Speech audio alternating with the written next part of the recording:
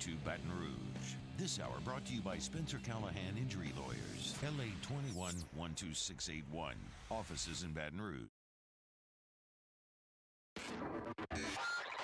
Now, Hunt Palmer on 104.5 ESPN Baton Rouge. Holding down the middle of the day. Live from the Mercedes-Benz of Baton Rouge studios. This is Hunt Palmer. Welcome in. Hunt Palmer coming to you from the Mercedes-Benz of Baton Rouge studio downtown in the capital city on a Friday. Hope your work week has been awesome because this weekend is going to be awesome. So much to talk about here on this Friday. We got Casey Gaines and Alondra Villarreal back there on the ones and twos with you until 3 o'clock. You better believe we're talking Tigers and Vols. Mark Etheridge from D1 Baseball. He's the other half of the SEC Extra package. Of course, have Joe Healy every Thursday. We'll have Mark Etheridge here in 30 minutes. He was inside Alec Box Stadium last night. Want to get his perspective on what he saw. David Grubb going to come on and talk Pels. They got a big win last night. We'll talk with him at 2 o'clock this afternoon. I'll give some Final Four thoughts from the men's side, and we'll welcome in Michael Cauble from Channel 2 at 2:30. He is in Dallas with the Lady Tigers, who will play in their sixth Final Four this evening at 6 o'clock. Very, very much looking forward to that as well. It's going to be an awesome Friday. We got off to an awesome start yesterday. How awesome was yesterday? First of all, I really enjoyed being out there at Red Stick Sports. Their sidewalk sale is ongoing all weekend. Then headed over to Rally Cap, knocked down a couple of their delicious beers. Had the In the Pickle, which was very good. Had the first pitch, which was also very good. And then headed over to Alec Box Stadium for a show last night, and we got one. First of all, how much fun was that? For those that were inside the box, it was awesome. If you were watching on TV, I talked to plenty of people that did, said the environment just looked spectacular. And what a showcase of what LSU can be from a college baseball perspective. You know, it's not a super regional. It's not the best it can be. But it was as full as it can be, and it was as loud as it can be. And the Tigers played really good baseball for the majority of the game. And if you're a college baseball fan or if you're a prospective college baseball player, LSU was really the only show in town last night. Yeah, there was another SEC game, but really the only show in town last night, and that's as good as the box can be. It was just a blast from start to finish. I ducked out of Rally Cap. I got into the stadium about 6 o'clock, and it was just full. I mean, it was just full. Students were everywhere in right field. There was not a seat to be had, standing room down the lines. Just a showcase of the LSU baseball program last night, and the team responded to it, which was great. Tennessee, saw these environments last year. They were the show last year, and they're still a powerful brand right now. LSU has been, quote-unquote, down a little bit from its elite level since 2017, and we feel like that's back. And last night it was in the box. Just a sensational environment. And what I took away from last night, because I'm trying not to be too reactionary. I'm trying not to be too caught up in the moment. I'm trying not to be using hyperbole here. But quite honestly, that's about as good a team as you can play. And the team changes day to day based on who the starting pitcher is.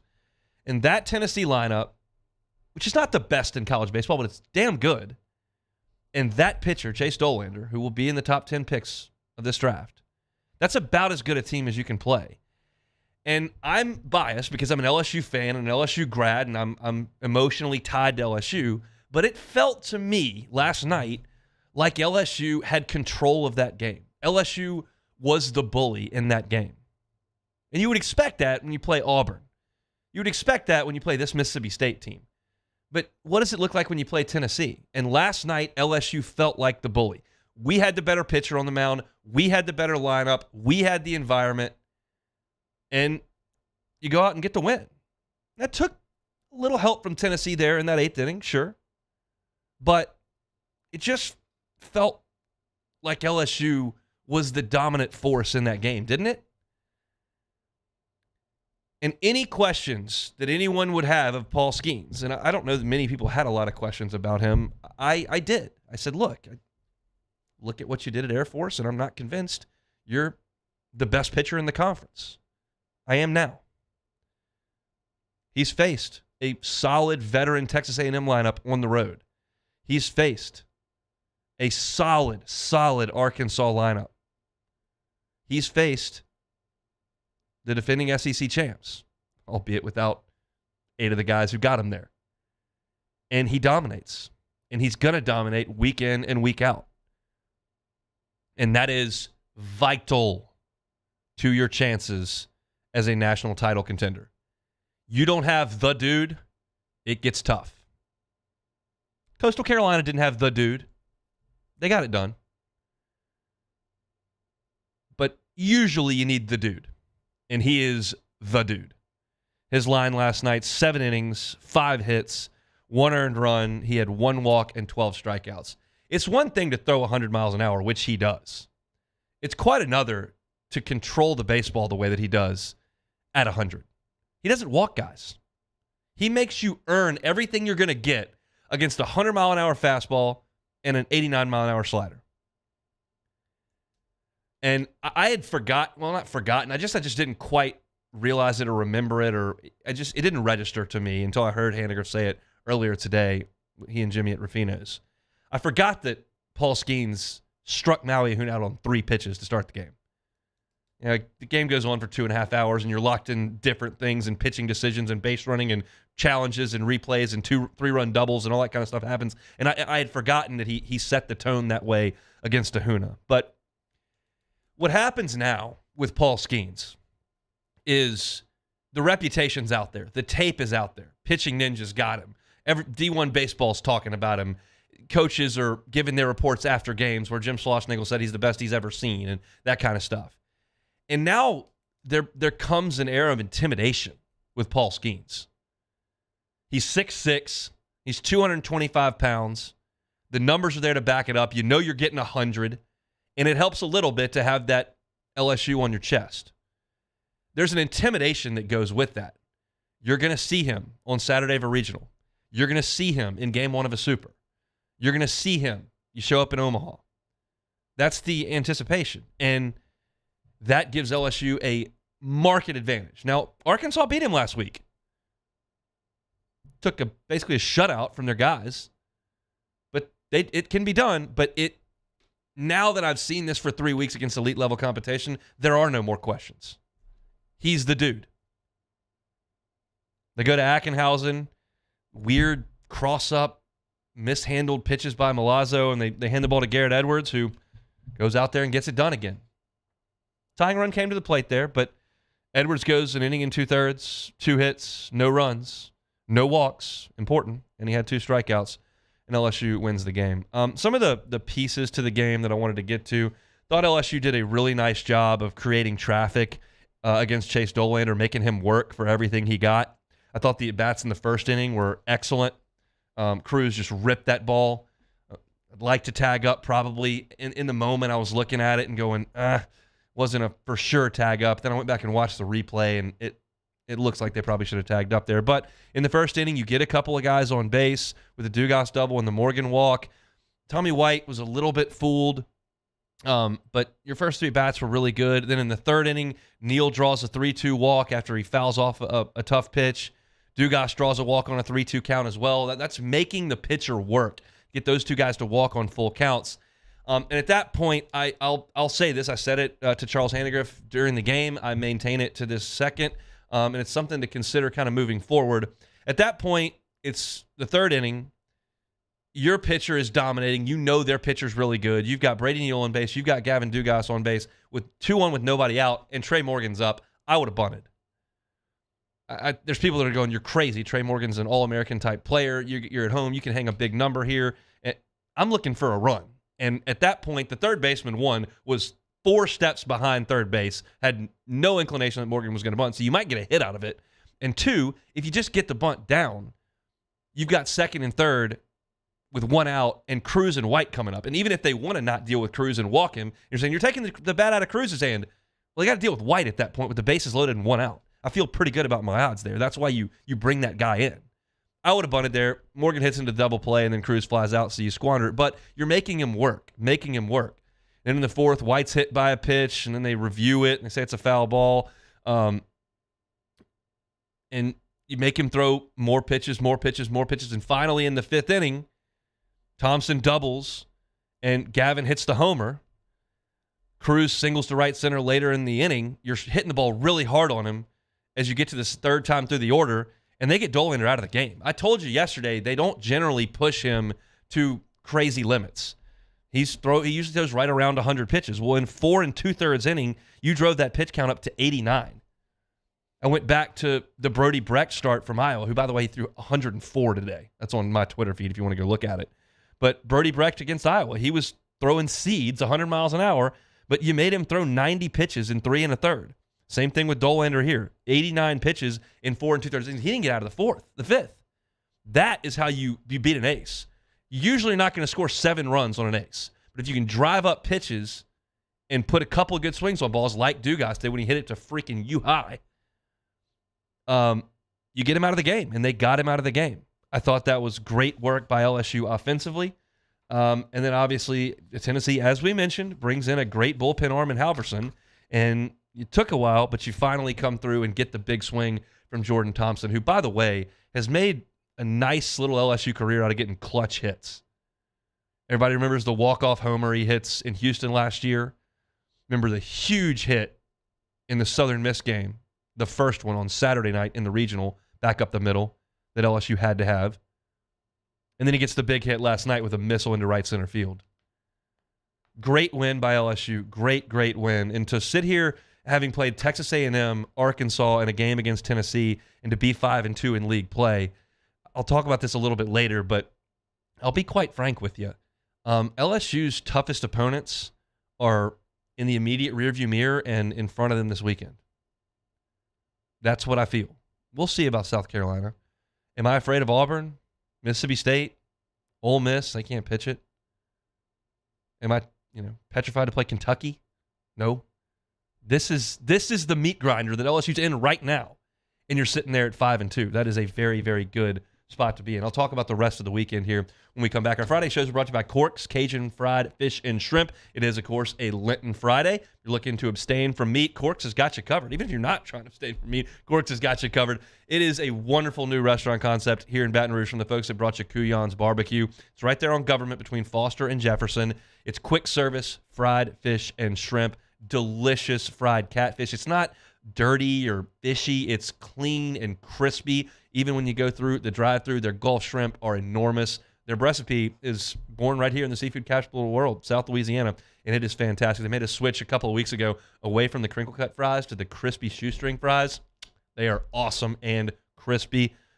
Get on by. Cork's Cajun Fried Fish. CorksFishandShrimp.com is a website if you want to check out their menu. If you're in the market for some catering, want a larger order, Corks can help you out with that. Just head on over there, Government Street between Foster and Jefferson. Corks brings you our Friday shows. A look at the weekend to come.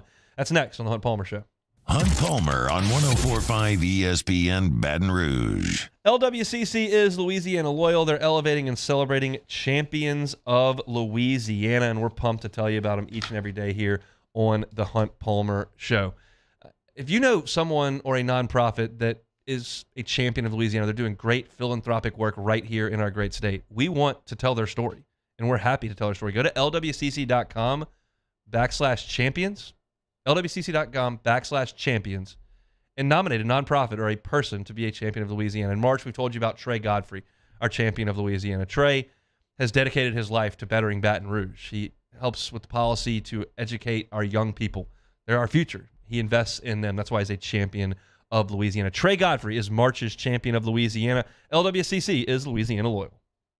Our listeners fire off their opinions on the jimsfirearms.net hotline at 499-1045. Keep listening for your next chance to shoot us your thoughts with the jimsfirearms.net hotline on 104.5 ESPN Baton Rouge.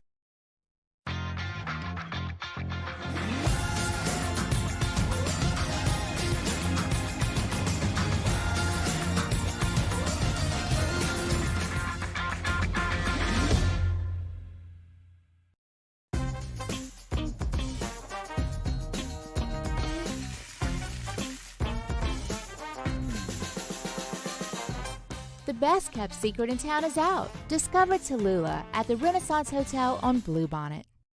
Hi, I'm Brandon Landry, founder and CEO of Walker. Hi, my name is Dr. Craig Green. This is Ryan Terrio with HUDCORoofing.com. Hey, it's Matt Moscona. No matter how big your commercial roofing job, HUDCO can help.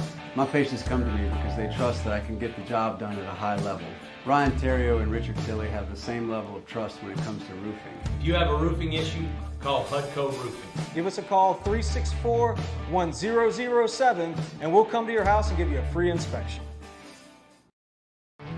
There it is, the extra mile, on the border of expected and extraordinary for those willing to go further, like vans customized for work or play, with safety and tech to keep you connected, supported by a 5-star sales, service, and finance team, and backed by the 1-star you know. So go the extra mile. It's never crowded, because so few have what it takes to go there. Mercedes-Benz Vans. I had to leave my parents. I had to move schools. I don't know anyone here. Everything keeps changing. Why is this happening to me? I'm sure glad you're here. Change a child's story. There's a child in foster care waiting for a volunteer like you.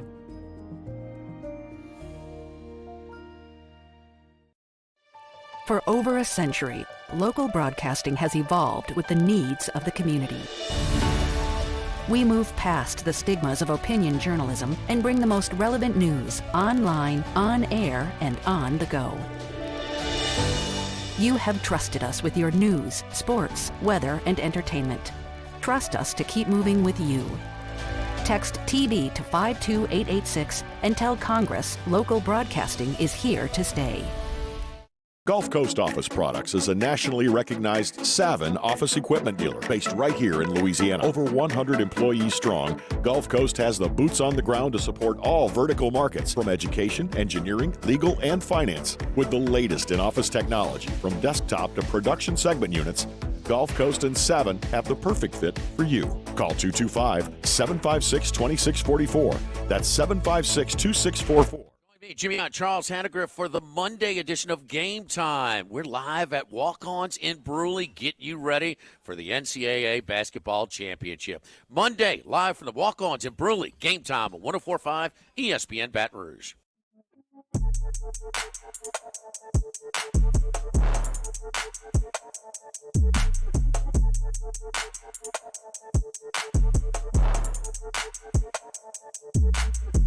This is Hunt Palmer on 104.5 ESPN Baton Rouge.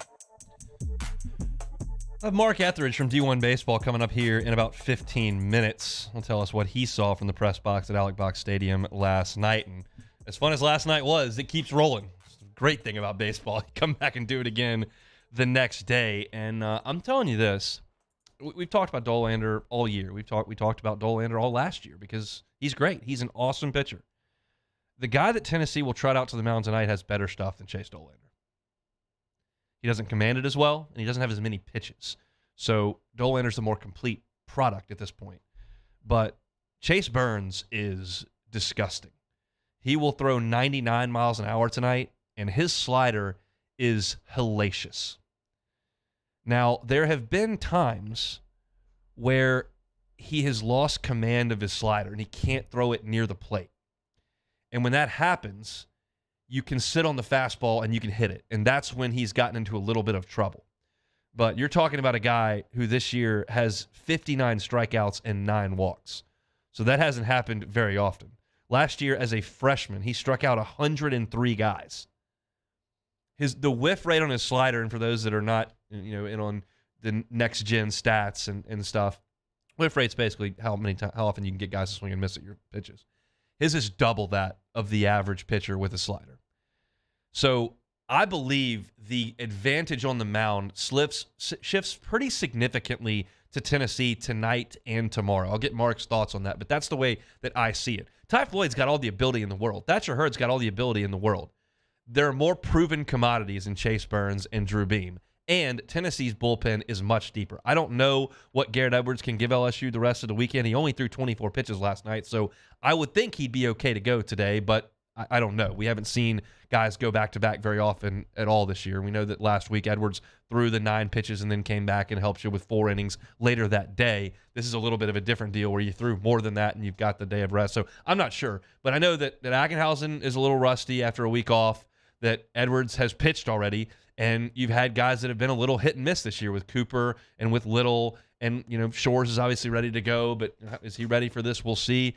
I think the advantage on the mound shifts to Tennessee the next 2 days, and that starts with Chase Burns tonight. You saw one piece of the Tennessee bullpen last night, and that was Seth Halverson, and he's awesome.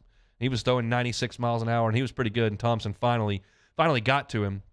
But it'll be interesting tonight. LSU tonight in this weekend for me can kind of solidify what they can be if they go out there and win 1 or 2 of the next 2 games. Because it's like I said, if you can do that, then to me, you've played your tough stretch of games. Like, quite simply. I look at the schedule, and I think that Arkansas, Texas A&M, and Tennessee are better baseball teams than just about everybody left. We'll see next week at South Carolina. They may be awesome. They've played a garbage schedule. Who knows? But after South Carolina, I don't think Kentucky's worth a flip. They're 6-0 in the league, fine. They got some decent arms. They don't hit for power at all. They try to steal some bases, whatever. I'm not thrilled that you went and beat Alabama. That ain't going to get me all tingly inside. Ole Miss can't find it right now. They can't pitch worth a flip. I don't know how they're going to get LSU out for 3 days. That doesn't scare me. I don't think Alabama's very good. That's a home series for LSU. I don't think Auburn's any good. LSU heads there. I don't think Mississippi State's good at all. LSU plays them at home. How that pitching staff is supposed to get LSU out for 3 days, I don't think so. You go to Georgia to end the year, I don't think they're very good either. I'm telling you, the SEC, this is what I said entering conference play, because I said that I thought LSU was a 20-10 SEC team before they ever played a game. And then I watched the SEC for 4 weeks, and I watched LSU for 4 weeks, and I switched it to 22-8. And the reason I did that is because the really good teams in the SEC aren't on LSU's schedule. LSU does not play Florida. LSU does not play Vanderbilt. Ole Miss is not what we thought. A&M has not figured it out yet. Mississippi State is atrocious. Arkansas's got a great lineup and some good arms. LSU's played them. A&M's got a veteran team. What Detmer is, I don't know, but it's on the road in College Station. LSU went and got 2 games. I'm looking at the schedule going, LSU's a significant favorite over most of these teams. And you could say that LSU's a significant favorite over everybody, and I'm not going to balk at that. But the fact of the matter is this schedule is front-loaded, and LSU's churning through it pretty good at 5-2 right now. You go ahead and take care of business the next 2 days. You prove to me that you can hit that pitching staff, the best one in the country. And I start looking forward going, this is going to be a team that's a national seed. And they're making it look fairly easy. It's not. Ask Ole Miss. Ask A&M. It's not easy. This team is making it look that way. Now, if they go out there and Ty Floyd can't get Tennessee out and he makes it 2 1/3 tonight and Thatcher Hurd walks 4 guys in 2 innings, you got to go to the bullpen in the 3rd, well, then I'll come in here on Monday and I'll go, well, they got work to do. They're a really good lineup and Skeens is almost unbeatable, but they're not a complete team right now. If the inverse happens, I'll start looking at this going, okay, the road to Omaha goes through the box. LSU gets out of this week at 7-2, which is going to be, it's a very tall order to sweep Tennessee, very tall. But we're playing what ifs here. It's a talk show. You can start talking about the road to the Omaha going through the box. And we saw what the box can be last night, especially with that guy on the mound. Not a fun place to play. But that's easier said than done. Again, I think Tennessee's got the advantage on the mound. I'm curious to see what Jay does with the lineup tonight. You're facing a guy whose wipeout pitch is the slider. So are you going to stack your lineup with left-handers? Are you going to find a way to keep Beloso and Jobert and Pearson in there? Sacrifice Kling and sacrifice Jones? I don't know. I'm curious to watch it. I personally, greedily, would like to watch Jared Jones hit, but when he's faced some of this elite stuff, at times it's gotten the best of him. Now, he had 7 RBIs in 1 game against A&M, so I'm not suggesting at all that he can't do it. It hasn't shown he can do it, but the strikeouts can be an issue. LSU's going to strike out a little bit tonight. That's just what happens when you face Burns. But if you can run the pitch count up, get him out of the game, and keep sifting through that bullpen. There are going to be bullets coming out of there, but that's the way you've got to do it. Really, that's what I'm interested to see. But the most important thing the next 2 days is, what does Ty Floyd give me and what does Thatcher Hurd give me? Did Ty Floyd turn a corner in the first inning last week? After a bumpy outing in College Station and then a bumpy start to the outing against Arkansas, where he, gives up the sharp hit ball to Beloso that it gets away, and then he gives up the 2-run homer, and then he hits a couple of guys. And you're like, okay, well, this is not very good. And then all of a sudden he mows them down and gets you through 6 innings. Did he turn a corner there? If so, that'd be great to see. If he churns through this Tennessee lineup, you could feel like that. And Thatcher Hurd, that's got to happen. You've got to have that guy figure it out. Because I think you've already got proven commodities as an offense and an ace. The weekend rotation's the last domino. And tonight they can kind of prove it to me. I just cannot wait to get inside Alec Box Stadium this evening to watch LSU and Tennessee. It's going to be another incredible environment. And I like LSU's chances. I think this team is pretty damn good, and they are showing it. But Tennessee's going to come back with some fight, and it's a lot easier to wake up the next day after when you realize that Paul Skeens is not going to be on the mound, because that guy is a problem for a lot of people. All right, Citizens Bank and Trust poll question of the day. How many games does LSU win the rest of the weekend against Tennessee? 1, 2, or 0? We'll see kind of what y'all think. Is there confidence this team can get a sweep against Tennessee? That would be something. I think that's probably going to be where it ends up. But they got work to do that. Can't wait to do it. We'll talk to a man who was in Alec Box Stadium last night, Mark Etheridge of D1 Baseball's SEC Extra Package. Talk with his partner in crime, Joe Healy, every Thursday. Mark will jump aboard next on the Hunt Palmer Show.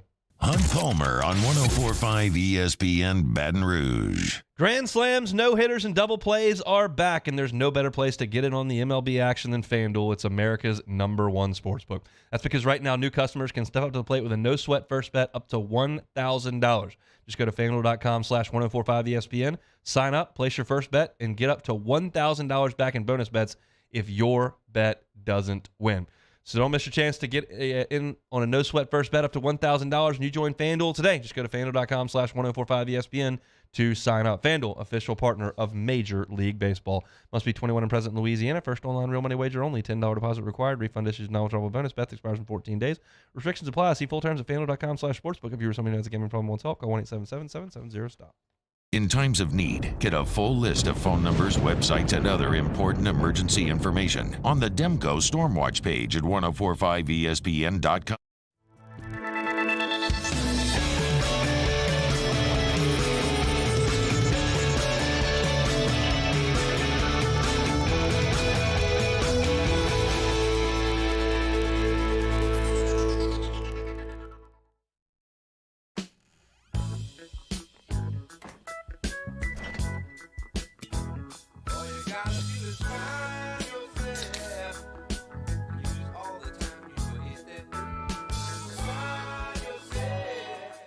Follow us on Twitter at 1045ESPN to cast your vote in the Citizens Bank and Trust poll of the day. Vote daily inside Off the Bench, anytime.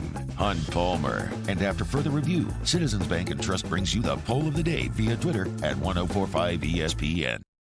Bayou Chrysler Dodge Jeep Ram has $10,000 off new 2022 Jeep Gladiators and $8,000 off new 23 Jeep Grand Cherokees. All new Bayou automotive vehicles come with a 1 million mile warranty. If you need sales or service, the crew at Bayou is going to do right by you.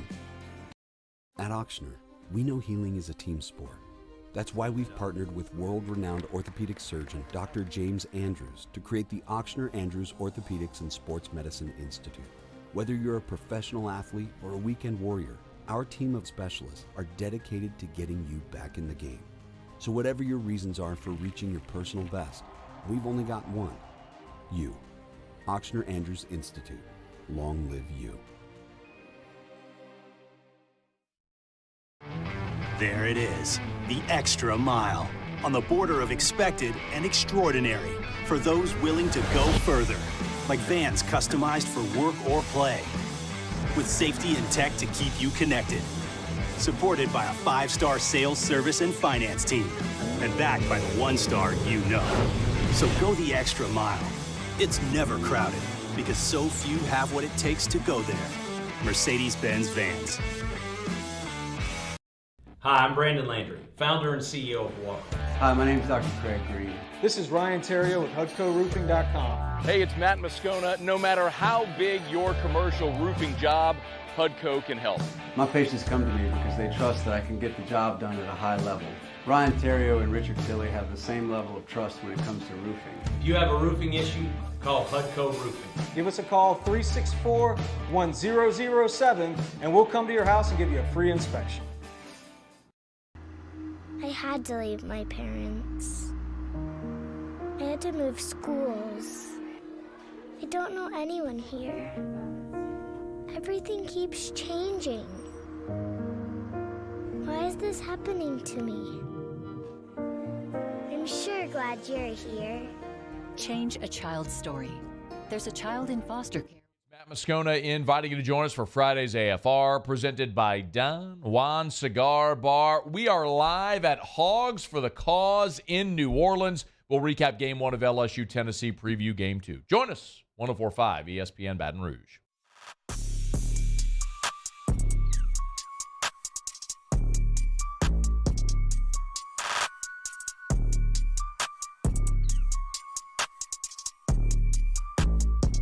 You're listening to Hunt Palmer on 104.5 ESPN Baton Rouge. Friday show is brought to you by Corks Cajun Fried Fish and Shrimp. Get on by for a late lunch or pick up some dinner over there on Government just between Foster and Jefferson. CorksFishandShrimp.com is where you can find their awesome menus from the folks that brought you Couillon's Barbecue. It is delicious fried fish and shrimp. Every Thursday, we chat with our guy Joe Healy from D1 Baseball's SEC Extra Team. His partner in crime over there is Mark Etheridge. Mark is in town to watch Tigers and Vols this weekend. He joins us now on the Jim's Firearms Hotline. Mark, thanks for your time. How are you? I'm good, man. I see. So you've been talking to Joe, so you're getting the more well-spoken of the duo. But I'm the guy here in Baton Rouge who got to see one of the best atmospheres, best environments that I can ever remember during a regular season. Yeah, people have had this one circled for a long time, and I think it lived up to it last night. And you travel the Southeastern Conference and see, and when the box is as good as it can get, it's right up there with the best. No doubt about it. And last night, it really was. I mean, you had 13,000. You had just a well-pitched game. It's kind of a shame that the game really turned on an error, a mistake. Because if that doesn't happen, who knows? We might still be playing. I mean, it was just one of those kind of classics that you're going to remember. I mean, this was a night, and you kind of alluded to it. We've been looking forward to this series, and it's kind of a shame that Tennessee took that sweep at Missouri because they were 1-2 in the country before that happened. And Tennessee, there's so much talent, so many expectations with that team based off last year, and they got to come in here as the underdog last night. And I thought, that they played really well. They were just up against a superhuman pitcher in Paul Skeens, and no, I mean, he did to them what he's doing to everyone else. Double-digit strikeouts, very few hits, and if you ever get anyone on base, it just seems like he concentrates even more and just stops the threat. I've enjoyed listening to outsiders talk about Skeens after they've seen him for the first time, and we're biased. We're here in Baton Rouge. We all support LSU, and we know what we've seen. But, I mean, when Jim Schlossnagle, after he pitches against A&M, says, look, I've seen Pryor, I've seen Strasburg, he's better than those guys, it opens my eyes. The guy's been coaching college baseball for 30 years. This is your first look at Skeens in person, I believe. What were your impressions of the Big Tiger right-hander? Well, I saw him opening day, and I came away super impressed then. And, at that point, though, anybody can have one great game, okay? And you look throughout the conference, and a lot of guys are, maybe not to this level, but have a really impressive day. But the difference with Skeens is that he continues to do it week after week after week. And I did a feature on him after that opening day, and one of the people I talked to was his former coach at Air Force. And one of the most insightful things that I learned about it was the coach mentioned that Skeens has the ability to just stay in the moment and avoid the distractions and focus on that singular task that he's working on while everything is crazy around him. And of course, you think about it, as he was going to be an Air Force pilot. That's a wonderful skill to have, right? Well, it certainly translates on the mound when you're in these high-pressure situations with a stadium full of people, and he's able to repeat, and he's able to be consistent and do the things that he did in his preparation to make him successful. He's really a fascinating character, not to mention just an incredible baseball player. We've enjoyed kind of hearing some stories about Paul Skeens, who had so much responsibility at the Air Force Academy, not only with the duties that come with being a student at the Air Force Academy, but he was catching and hitting and, doing all that thing. Now he's just focused on pitching, and apparently he's just there all day, every day, with all the focus he was putting all over the place, all circularly focused on pitching, and it's paying off. He's one of these people that, certainly in our business, you run across and you find these. I mean, he's a kid to me. He's 20 years old. That you just realize he's going to be successful at something, right? Maybe it's baseball, maybe it's not, but he is going to be successful in life just because of his outlook and his approach and his dedication. I mean, it's just a really impressive kid. I see a lot of really impressive kids in this role, but he's different, man. He really is, and I hope that the fans here can really get to know him and appreciate what he's doing, because this is a unique situation, and he's a difference maker, man. He is one of the best college pitchers. I've been doing this nearly 30 years. He might be the best one I've seen. I mean, he's in the discussion anyway. It's so hard to compare across eras, but he is really something. I don't know how you felt, and I'll certainly get your opinion on it. I felt LSU had a little advantage on the mound yesterday, slight advantage on the mound yesterday going into the game. I feel like with Floyd and Burns, and then with Hurd and Beam, the Tennessee actually has a slight advantage in both of the next two games. How do you assess that? Yeah, I would say so. I think that the series from this point revolves around whose advantage matters most. Certainly, both teams have good offenses. Both teams have good starting pitching, but Tennessee's guys are proven, man. This was the best rotation in the country last year, and they all came back. Right, so they should all have it. Be a year older, be more experienced, and I do think that's the advantage Tennessee has. The question is, LSU's lineup is better. Yeah. So does that pitching offset the offensive prowess that LSU has? And I kind of, honestly, I kind of think they're going to split these last two.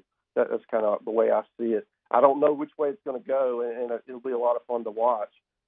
With Chase Burns, he's we saw some great pitchers last night. We're going to see another one tonight. He's going to be high 90s. It's a really biting slider that gets a lot of swing and miss. And he's just like the guys we saw last night. He is something special to watch.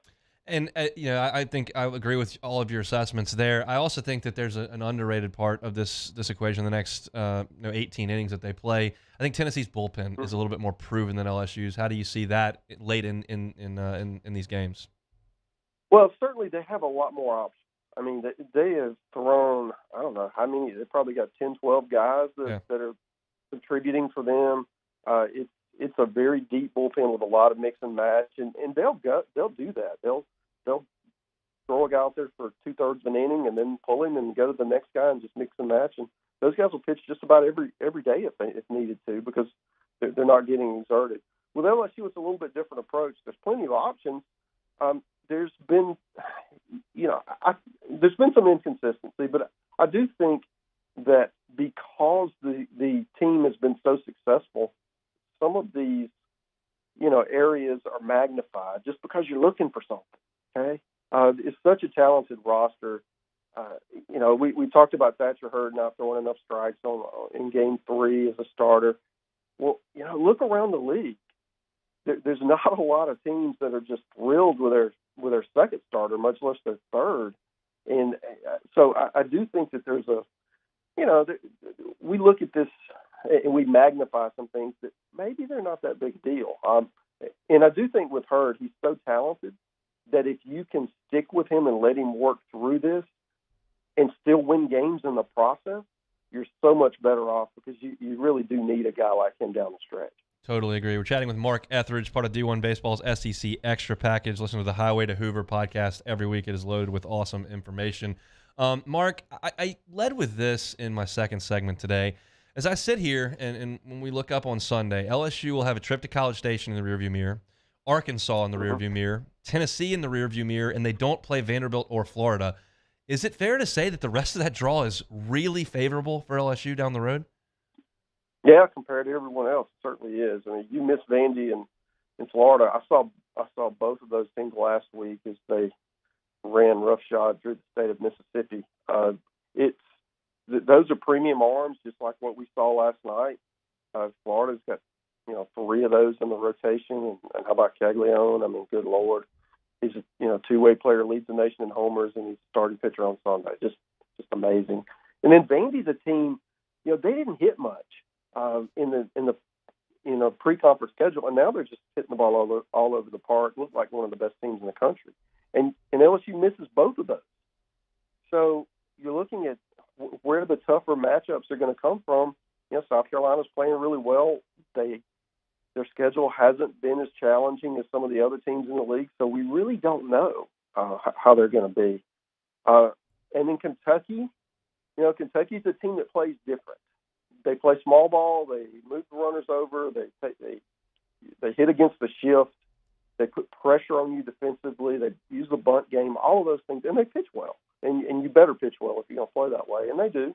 And so I think that's a different way. And from a styles matchup, that would put pressure on LSU defensively, which that has been one of the other stories about LSU is how much better they're fielding this year compared to last year, and that they will certainly get a chance to prove that when they play Kentucky, because they're definitely going to put pressure on you. But to get back to your point, I agree. I mean, the latter half of LSU's schedule, you're playing those SEC West teams that are kind of looking for answers right now. Ole Miss doesn't have enough pitching. Auburn, they're struggling on the mound. They can really hit. And Alabama is an older team. I think we expected a little bit more out of them than what we're getting. But they do have some bullets on the hill. They have Ben Hess and Grayson Hitt, who are going to be high draft guys, really talented pitchers who can, on any given day can beat anybody. I think that those are, manageable though, and I do think LSU's got a chance to kind of stretch this out, and heck, they might win 20, 22, 23, 24 games this year if things go right. You got to stay healthy and you got to get some breaks, but it's all there, and if they're in that position, then you're certainly playing at home. The first 2 weeks, of the postseason, and maybe the number 1 overall seed certainly would be the favorite to do so. Been too long since the Tigers played a regional at home. Those trips to Hattiesburg and Corvallis, not as much fun as playing inside the box. Mark, before we let you go, what's your thoughts on what I think is a fascinating series in College Station this weekend with Ole Miss and Texas A&M? The loser's going to be looking at some significant math problems in terms of certainly hosting and even getting into the NCAA tournament. Yeah, it's really surprising to me.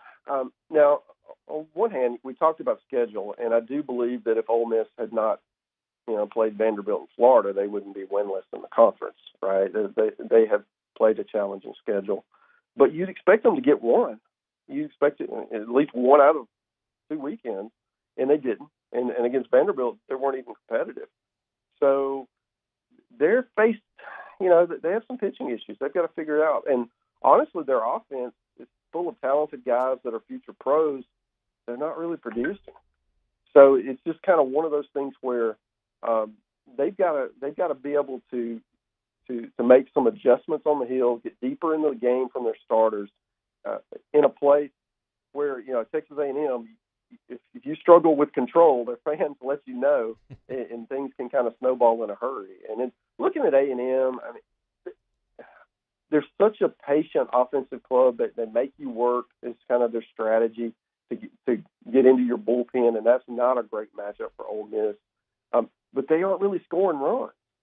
So Ole Miss might be able to just, outslug them. That could be a 8-7 kind of game, unlike what we saw last night at the box, where I just love those pitchers duels. But I do think it's a fascinating series that one of these teams, whoever loses that series has got an uphill battle and can probably, they may be out of the hosting discussion at that point. You're just trying to get into a regional. He is Mark Etheridge, D1Baseball.com, part of the SEC Extra team. We have Joe Healy on every Thursday. Mark, we appreciate the time. We'll do it again soon. Absolutely. Take care. He is Mark Etheridge. They just have great content over there at D1 Baseball. I thoroughly enjoy to read every single day, and thrilled that Mark could be here this weekend to take in what was an awesome environment last night in the box, and proves to be another one tonight, 6 o'clock first pitch between LSU and Tennessee. When we come back, briefly we'll look at the other series inside the Southeastern Conference. David Grubb coming up to talk about a big Pels win coming up at 2. And at 2:30 we'll go to Dallas and hear from Michael Cauble, who's with the Lady Tigers, who play in the Final Four later tonight. It's a Friday show brought to you by Cork's Cajun Fried Fish and Shrimp. We'll be back to close out hour number 1 next. Hunt Palmer on 104.5 ESPN Baton Rouge. One Bath and Closets, onebathandclosets.com is the website. You think about a home renovation, you think it's about something that takes a lot of time, it's very invasive. It doesn't have to be. One Bath and Closets has some projects that they help people with in their bathrooms that can only be 1 or 2 days. Put some gorgeous acrylic walls up in your bathroom. That's not going to take a very long time, and it's not going to break the bank. David Duvall and his team have been doing this for 3 decades. Imagine your dream bathroom. Just got to call one person. You don't have to call a floor guy and a plumbing guy and a wall guy. Just call David Duvall. One Bath and Closets. They'll come out and handle everything. You can do a full-scale renovation or just a tub-to-shower conversion. Change that boring little tub that sits there you don't use and put a gorgeous walk-in shower in your home. They can help you make that a reality over at One Bath and Closets. If you tell them the Hunt Palmer Show sent you to One Bath and Closets, you're doing a closet remodel, they're not going to charge you to rip out your current closet. They're not going to charge you for the labor to put in the new one. They're just going to charge you the cost of that unit. OneBathandClosets.com is the website. You can check out their great work there. Check out the testimonials there. OneBathandClosets.com. Our listeners fire off their opinions on the JimsFirearms.net hotline at 499-1045. Keep listening for your next chance to shoot us your thoughts with the JimsFirearms.net hotline on 104.5 ESPN Baton Rouge. For over a century, local broadcasting has evolved with the needs of the community. We move past the stigmas of opinion journalism and bring the most relevant news online, on air, and on the go. You have trusted us with your news, sports, weather, and entertainment. Trust us to keep moving with you. Text TB to 52886 and tell Congress local broadcasting is here to stay. I've been doing business with Luba for 25 years. They're dependable, trustworthy. It's just the attention to detail with our clients. Our folks have years and years of experience. They're highly trained professionals, but many companies have that asset. What I'd like to think makes Luba a bit different is that we use those talents in a way that truly is dedicated to serving the needs of the folks who depend on us. Gulf Coast Office Products is a nationally recognized Savin office equipment dealer based right here in Louisiana. Over 100 employees strong, Gulf Coast has the boots on the ground to support all vertical markets, from education, engineering, legal, and finance. With the latest in office technology, from desktop to production segment units, Gulf Coast and Savin have the perfect fit for you. Call 225-756-2644. That's 756-2644 for Gulf Coast Office Products. Bayou Ford has $10,000 off MSRP on select new 2022 Ford F-150 trucks. $10,000 off plus 0% financing. And all new Bayou Ford vehicles come with a 1 million mile warranty. The crew at Bayou Ford is going to do right by you. Electricity is all around us, and our families depend on it. Every day is sparked by the power of a cold drink or a warm meal, a movie night, and a comforting light at the end of a dark hallway. From sunrise to sunset, playtime to bedtime, our team is ready to take care of your electrical needs. Even in the case of an after-hours emergency, the light in your life shines brighter with Mr. Electric.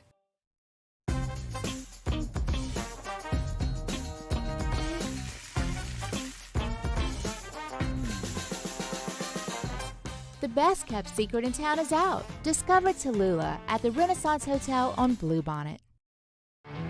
There it is, the extra mile, on the border of expected and extraordinary, for those willing to go further, like vans customized for work or play, with safety and tech to keep you connected. supported by a 5-star sales, service, and finance team, and backed by the 1-star you know. So go the extra mile. It's never crowded because so few have what it takes to go there. Jimmy and Charles Hannegriff for the Monday edition of Game Time. We're live at Walk-Ons in Bruley. Get you ready for the NCAA Basketball Championship. Monday, live from the Walk-Ons in Bruley. Game Time on 104.5 ESPN Baton Rouge.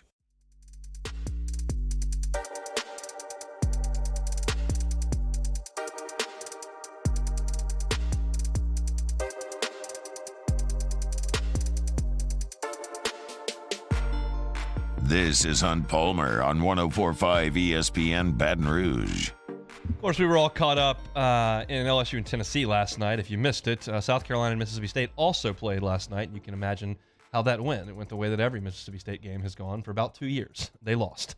South Carolina beats Mississippi State 6-4 last night to win game one of that series. Best start in South Carolina history in league play, 7-0. Mississippi State Bulldogs, 0-7. Since winning the national championship, Mississippi State has gone 9-28 in league play. 9-28 over the last year and now 2.5 weeks. Real problems for Chris Lemonis and the Bulldogs as they will play game two a little bit later today. I wanted to look a little bit at the other games in the league. Georgia, we thought, had a nice start to the year. They're now looking up at 1-5, and they got to go to Nashville to play a streaking Vanderbilt team that is 6-0. I do not expect that to go very well for the Bulldogs. Remember, that's where LSU finishes the regular season, in Athens against Georgia. I expect Vanderbilt to handle the Dogs pretty easily. Kind of a prove-it weekend here for Missouri and Kentucky. Kentucky's 5-1 in the league. It's not like they've played a murderous schedule at this point. They went to Tuscaloosa, and they took care of business and won 2 out of 3 against Alabama, and they beat a hapless Mississippi State team all 3 times in Lexington. So I'm not sold on the Wildcats, but if you're going to be a good team in the SEC, you need to take care of Missouri on your home field, and that's what they've got this weekend. Of course, we saw Missouri sweep Tennessee, which was a great start, and then they turned around and got swept last weekend. So we'll see what Missouri brings to the table. The most interesting series of the weekend for me by a long shot is Ole Miss and Texas A&M. A&M is 1-5. Ole Miss is 0-6. If Ole Miss messes around and goes to College Station against a solid A&M club and does not play very well and turns around and gets swept, they're going to be looking at 0-9. They win 1 out of 2. They're going to be looking at 1-8 in the league. You start running the numbers on that and figuring out how you're going to get to be an NCAA tournament team, you probably need to win 14 games in the league. Well, that means you're going to lose only 16. You'd be 1-8.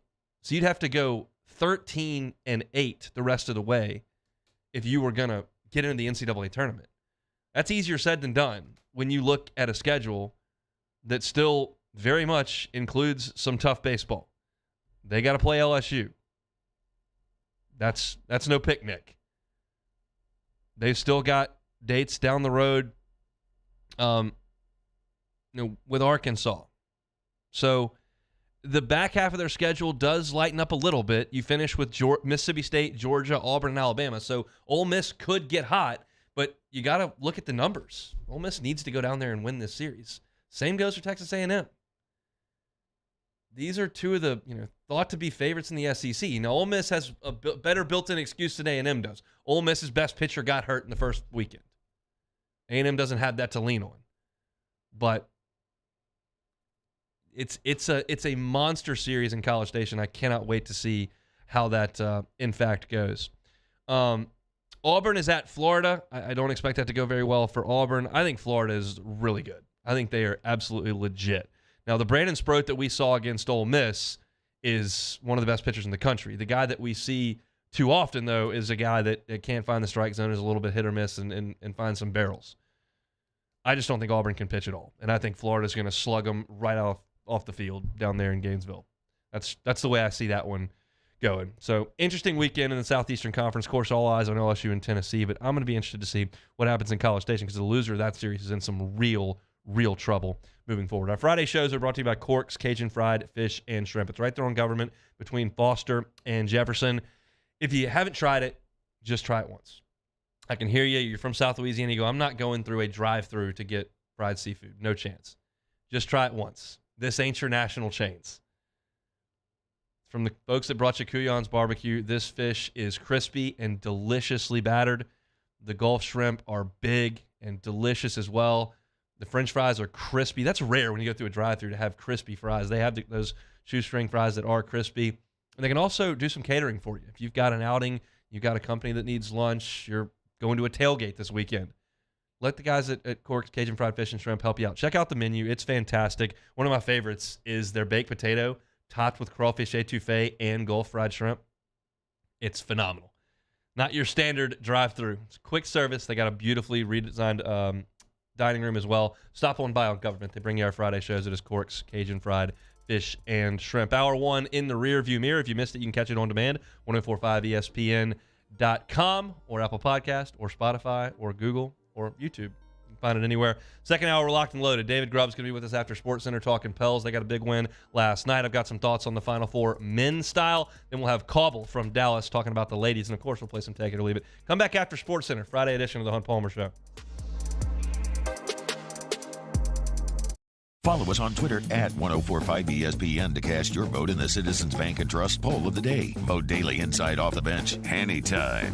Hunt Palmer. And after further review, Citizens Bank and Trust brings you the Poll of the Day via Twitter at 1045ESPN. I had to leave my parents. I had to move schools. I don't know anyone here. Everything keeps changing. Why is this happening to me? I'm sure glad you're here. Change a child's story. There's a child in foster care waiting for a volunteer like you.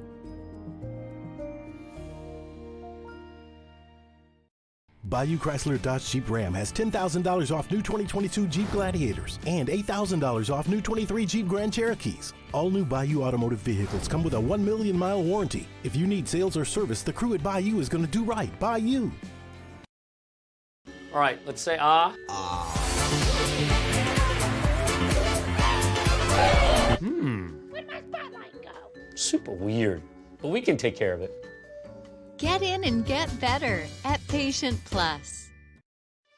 For over a century, local broadcasting has evolved with the needs of the community.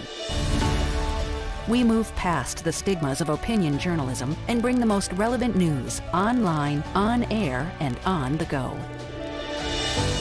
You have trusted us with your news, sports, weather, and entertainment. Trust us to keep moving with you. Text TV to 52886 and tell Congress local broadcasting is here to stay. Gulf Coast Office Products is a nationally recognized Savin office equipment dealer based right here in Louisiana. Over 100 employees strong, Gulf Coast has the boots on the ground to support all vertical markets, from education, engineering, legal, and finance. With the latest in office technology, from desktop to production segment units, Gulf Coast and Savin have the perfect fit for you. Call 225-756-2644. That's 756-2644 for Gulf Coast Office Products. There it is, the extra mile, on the border of expected and extraordinary, for those willing to go further, like vans customized for work or play, with safety and tech to keep you connected. Supported by a 5-star sales, service, and finance team, and backed by the 1-star you know. So go the extra mile. It's never crowded, because so few have what it takes to go there. Mercedes-Benz Vans. I've been doing business with Luba for 25 years. They're dependable, trustworthy. It's just the attention to detail with our clients. Our folks have years and years of experience. They're highly trained professionals, but many companies have that asset. What I'd like to think makes Luba a bit different is that we use those talents in a way that truly is dedicated to serving the needs of the folks who depend on us. Hi, I'm Brandon Landry, founder and CEO of Walk. Hi, my name is Dr. Craig Green. This is Ryan Terrio with HUDCORoofing.com. Hey, it's Matt Moscona. No matter how big your commercial roofing job, HUDCO can help. My patients come to me because they trust that I can get the job done at a high level. Ryan Terrio and Richard Tilley have the same level of trust when it comes to roofing. If you have a roofing issue, call HUDCO Roofing. Give us a call, 364-1007, and we'll come to your house and give you a free inspection. Electricity is all around us, and our families depend on it. Every day is sparked by the power of a cold drink or a warm meal, a movie night, and a comforting light at the end of a dark hallway. From sunrise to sunset, playtime to bedtime, our team is ready to take care of your electrical needs, even in... This is SportsCenter. I'm Doug Brown. ESPN's Adrian Wojnarowski reports the one-and-done era will continue in college basketball. The NBA and the Players Association are dropping a proposal to again allow players to jump from high school directly to the NBA. The two sides are trying to come up with a new agreement before tonight's midnight Eastern deadline. The women's Final Four tips off tonight in Dallas. Coverage of the semifinal doubleheader at 7 Eastern on ESPN. LSU and Virginia Tech, followed by South Carolina and Iowa. ESPN's Monica McNutt. I think the times are changing. I think that the investment in women's sports and the interest is growing. I don't think that we've arrived by any means, but I do think that this year it's a perfect culmination of really talented teams and a really talented player, obviously, in Caitlin Clark. Monica McNutt on Key J and Max. Purdue center Zach Edey is the Associated Press Player of the Year. He grew up in Toronto as a hockey and baseball player. A championship team is about each player being a perfect fit. Same with your vehicle. So for parts that fit, head to eBay Motors and look for the green check. Stay in the game with eBay Guaranteed Fit. ebaymotors.com. Let's ride. Eligible items only. Exclusions apply. Now, Hunt Palmer. Hunt Palmer on 104.5 ESPN Baton Rouge. Holding down the middle of the day. Live from the Mercedes-Benz of Baton Rouge studios. This is Hunt Palmer. Working towards the weekend. Hope your Friday is going awesome. Our Friday show is brought to you by Cork's Cajun Fried Fish and Shrimp. Lots of baseball talk in hour number one. Transition to some hoops here in hour number two. I'll give you my thoughts on the men's Final Four coming up in 15 minutes. We'll get Michael Caldwell from Dallas, as he's with the women in the Final Four as they play later tonight. But we'll start with the Pels in hour number two. And for that, we bring on our guy, David Grubb of Hard in the Paint podcast. David, how are you on this Friday? I'm doing well. Thanks for having me back. Absolutely. I think the Pels are doing pretty well. You've got to consider whoever played. I don't really care. They went out west and won 3 of 4. That's got to be a success. Absolutely. I mean, best case scenario is what happened for them. You would hope that they would steal one on the road outside of the Portland game, and they took 2 from 2 winning teams. So to get that win over the Nuggets, like you said, it doesn't matter. It just shows up as a W on the win column. You would have liked to see them hold on to that one against the Warriors. But at this point of the year, you'll take what you can get as far as winning, and they've won 6 out of 7. I want your opinion on, we'll go back to the Warriors game here, on the Warriors post-game reaction with Kerr and what he said, and Draymond and what he said to the theatrics that went on during the game. What are your thoughts on the whole Draymond situation there? Independently, I would say that Draymond probably should have been ejected in the first half. And if they had been on the road, maybe that would have happened. With them being in their home arena, things go the way they go. But ultimately, this is what veteran teams do to younger teams. We've seen this with Golden State and Memphis. When Memphis talked to them last year, and Draymond stepped into this kind of, into that role. That's what he does for his teammates. But at the same time, veteran teams have always played psychological games on the team that's coming up behind them, whether it was the bad boys doing it to Michael Jordan, whether it's the Celtics when they were dealing with LeBron. So we've always seen this, and I think it's par for the course as teams get older. They start to talk a little bit more. to try to get the mental edge on teams that are maybe a little bit more athletically gifted than they are. Do you think it impacted the Warriors more or the Pelicans more? I think it impacted the Pelicans, actually, because I think, when you get into those circumstances, you can change your mindset. And the Pelicans got out of what they were doing well in the first half. They started taking shots earlier. They weren't boxing out as well. The energy changed really quickly at the start of the second half. So I think, for the Warriors, they're used to this. Draymond, that was his 16th tech of the year, 17th technical of the year. So they're used to this. So I think for the Pelicans, it's frustrating because it threw them off their game. Chatting with David Grubb, Hard in the Paint podcast, talking some Pels. All right, they've won 6 of 7. What are they doing better? Well, the first thing you have to consider is the quality of the opponent. Sure. You don't take anything away from a victory, but for the most part, they played against some pretty compromised foes, either by their record with Houston, Portland, Charlotte, San Antonio. Those weren't teams that they should have had a problem with. But I think the biggest part is confidence plays a big part in this. Brandon Ingram playing the best basketball he's played of the entire season has been huge for them. Trey Murphy stepping into that second scorer's role for the most part has been so big. And then they were able to utilize Jonas Valanciunas against teams that didn't have outstanding interior presences. So they took advantage of everything that was at their disposal in those wins.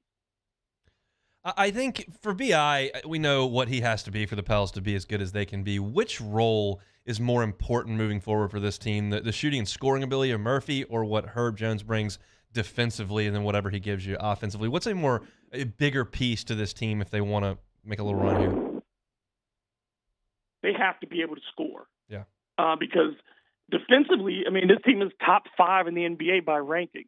So whatever they're doing as a team is working right now.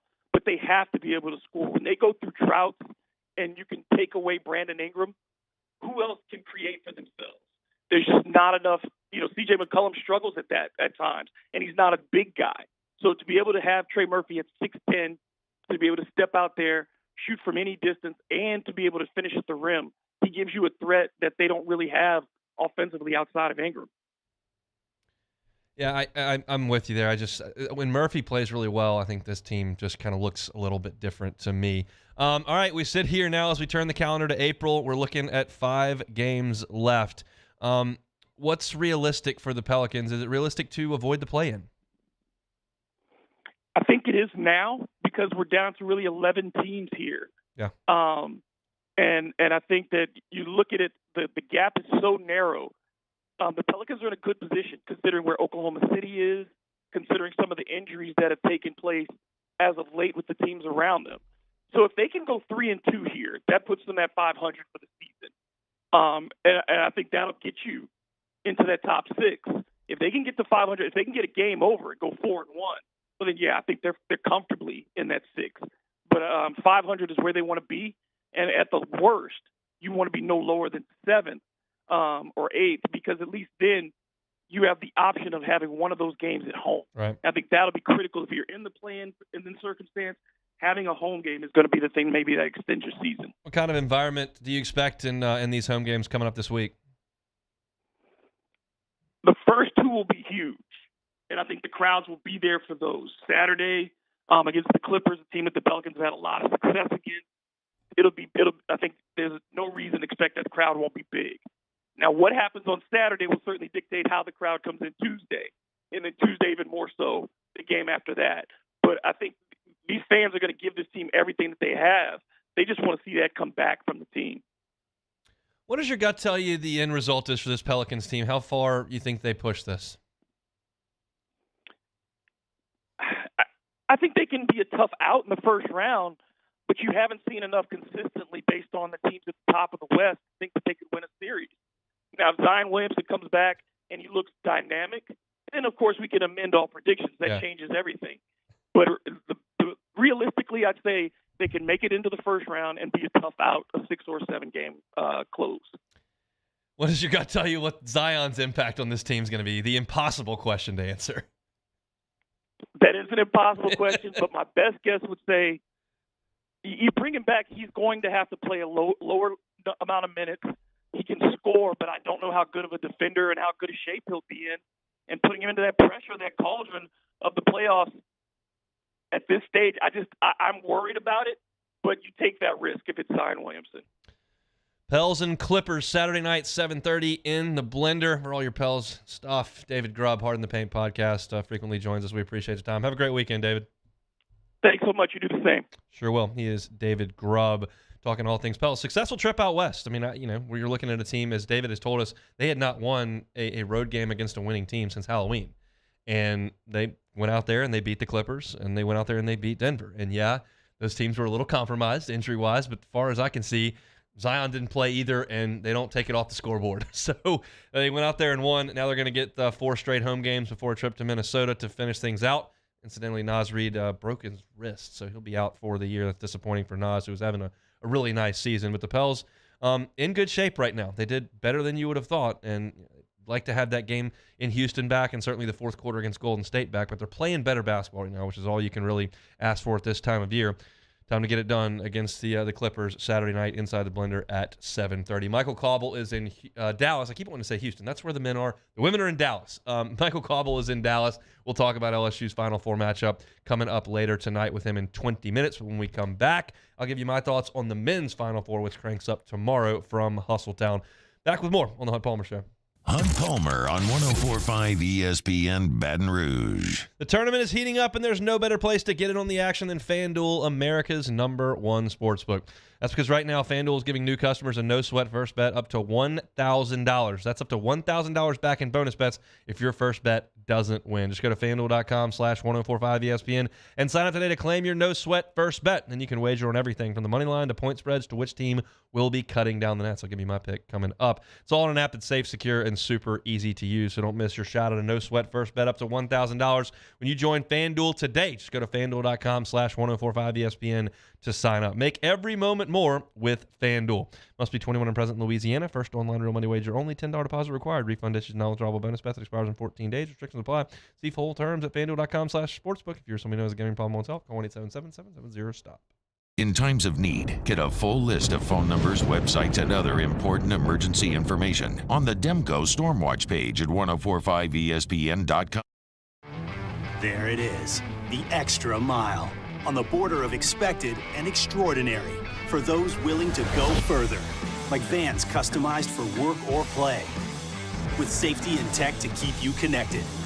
Supported by a 5-star sales, service, and finance team. And backed by the 1-star you know. So go the extra mile. It's never crowded because so few have what it takes to go there. Mercedes-Benz Vans.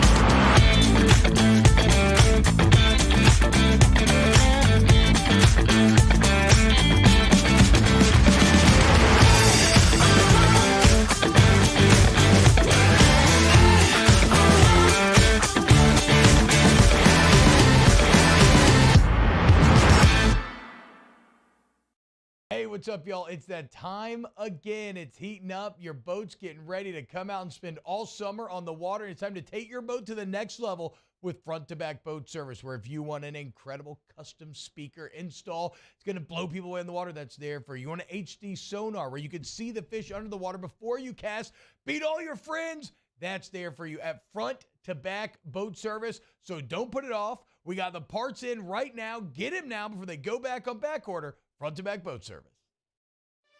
For over a century, local broadcasting has evolved with the needs of the community. We move past the stigmas of opinion journalism and bring the most relevant news online, on air, and on the go. You have trusted us with your news, sports, weather, and entertainment. Trust us to keep moving with you. Text TB to 52886 and tell Congress local broadcasting is here to stay. Gulf Coast Office Products is a nationally recognized Savin office equipment dealer based right here in Louisiana. Over 100 employees strong, Gulf Coast has the boots on the ground to support all vertical markets from education, engineering, legal, and finance. With the latest in office technology from desktop to production segment units, Gulf Coast and 7 have the perfect fit for you. Call 225-756-2644. That's 756-2644 for Gulf Coast Office Products. I've been doing business with Luba for 25 years. They're dependable, trustworthy. It's just the attention to detail with our clients. Our folks have years and years of experience. They're highly trained professionals. But many companies have that asset. What I'd like to think makes Luba a bit different is that we use those talents in a way that truly is dedicated to serving the needs of the folks. Matt Moscona inviting you to join us for Friday's AFR, presented by Don Juan Cigar Bar. We are live at Hogs for the Cause in New Orleans. We'll recap Game 1 of LSU Tennessee, preview Game 2. Join us, 104.5 ESPN Baton Rouge.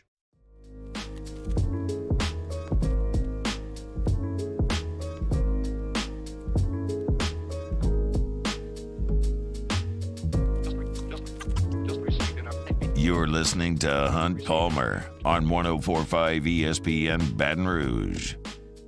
Friday shows brought to you by Cork's Cajun Fried Fish and Shrimp. Get on by Cork's. Get some of that delicious fried catfish, fried Gulf shrimp, delicious French fries.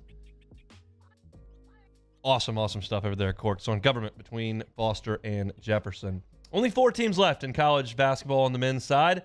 NIT got decided last night. I don't know who won, but I know that UAB lost.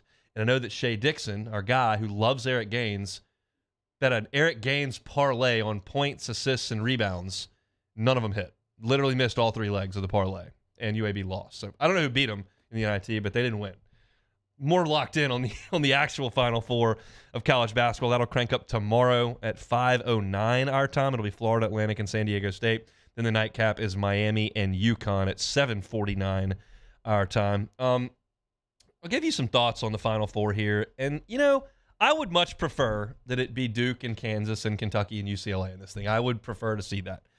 But there is an intrigue to seeing what Florida Atlantic and San Diego State and Miami can do on this stage. UConn's a power brand. We know UConn. They're back for the first time in a while. But I'm curious to see how they respond. And I think it's interesting that they're playing against each other, Florida Atlantic and San Diego State. Again, I'd rather watch the big boys. But we've got a Cinderella story, and one of those teams is going to play for a title on Monday, and we'll see if it goes like TCU in Georgia, or we'll see if we get a Cinderella story with a win. Butler gave it a hell of a go and didn't quite get there. We'll see what these two teams can do. Little betting nugget for you. I'm sure the Yacht Father was all over this during his show. I'm sure Hanny was all over this, but the under has hit on the San Diego State game 12 in a row, 12 straight unders. So the total in the Florida Atlantic San Diego State game is 132. This is a little bit of a redemption story for San Diego State. You probably don't recall this because I remember actually Dayton being so good in 2020 and not getting a chance to play in a tournament. But San Diego State that year was 30-2. And then COVID hit and the tournament got canceled. So they're back with a good team. They are the slowest team left. They're the best defensive metric team left. And they're the oldest team left. They've got a style. Pretty slow, defensive. They're veterans. Their coach, Brian Dutcher, I was watching San Diego State in one of the weekends. I can't remember if it was the first weekend or the second weekend. And I go, how do I know that guy? Where do I know this guy from? I've watched the Fab Five documentary a number of times, the 30 for 30 on the Fab Five that Jalen Rose did. And Brian Dutcher gets interviewed a lot in that because he was the recruiting guy that was going to get him for Steve Fisher when they were at Michigan at the time. So Brian Dutcher recruited the Fab Five. He took over for Steve Fisher at San Diego State, and he's been to 3 Final Fours with Michigan. They had that title team, and then the Fab Five obviously went twice. So he's been in this scene. His players obviously haven't, but he's been there. Teams in the NCAA tournament are shooting 17% from three-point range against San Diego State. That is some quality D. Darian Trammell is their best scorer right now. He can play. He's 5'10", but he can play. And he's going to be the guy that they're going to ask to carry a lot of the load offensively. They're a defense-first team. Florida Atlantic is not. A 9 seed has never gotten to the national title game. 9+ seed has never gotten to the national title game. So we'll see if FAU can do that because they are a 9. They're 35-3 on the year, and all 3 losses have been true road games. They are 6-1 against the Ken Pom top 50, which I thought was interesting. They went 2-1 against the SEC. They beat Kansas State, who was really good in the Big 12. So they're pretty tested. 7 games against the top 50. They're 6-1. It's a good basketball team. Their center, Vlad Golden, was recruited and signed and went to Texas Tech when Chris Beard was there. Ended up at Florida Atlantic. So he was a highly thought of enough high school player that Texas Tech in their prime wanted him. And then John L. Davis has been great in the tournament for FAU. He's averaging 17 points, 8 rebounds, 3 assists. They're going to rely on the threes, Florida Atlantic is. There's just no question. And I don't like that. I don't like that in a massive arena. A massive, you get into a gym like Florida Atlantic, which literally is a gym. Like, it's comfy to shoot in there. You get into these massive Final Four settings, relying on jump shots is certainly a lot harder than relying on defense. That's why I like San Diego State. I will lay the 2.5 with the Aztecs because I think that what they're good at is more catered for this stage. If you're nervous, you can still play defense. Tougher to shoot. If the arena's massive, tougher to shoot, easier to play some defense. And that's what San Diego State's built this team off of. So I think San Diego State is going to win this game. I think they win it by more than 2.5. I will lay the points with the Aztecs. Should be a fun one in the nightcap as well with Miami and UConn. By now, you know that I think UConn is the best team going. I said that after the first 2 rounds. I thought that UConn played the best basketball. That's been pretty evident. I mean, they've won 4 NCAA tournament games by an average of 22.7 points per game. They've won their 4 games by a combined total of 91 points. They're balanced. They can do it all. They're holding teams to 59 points per game in the tournament. They're great on defense. They can also score. Adama Sanogo is great on the block. He's got the most points in this tournament of anybody left. He scored 80. And when he scores 20 points in a game, UConn is 19-0. And I don't know if a guard-heavy Miami team is ready to deal with Sanogo on the block. And oh, by the way, UConn's guard's pretty good too. Jordan Hawkins against Arkansas and Gonzaga was 9 of 19 from 3. He scored 44 points in those 2 games against good teams in Arkansas and Gonzaga. Against Arkansas, he was 9 of 9 from the free throw line.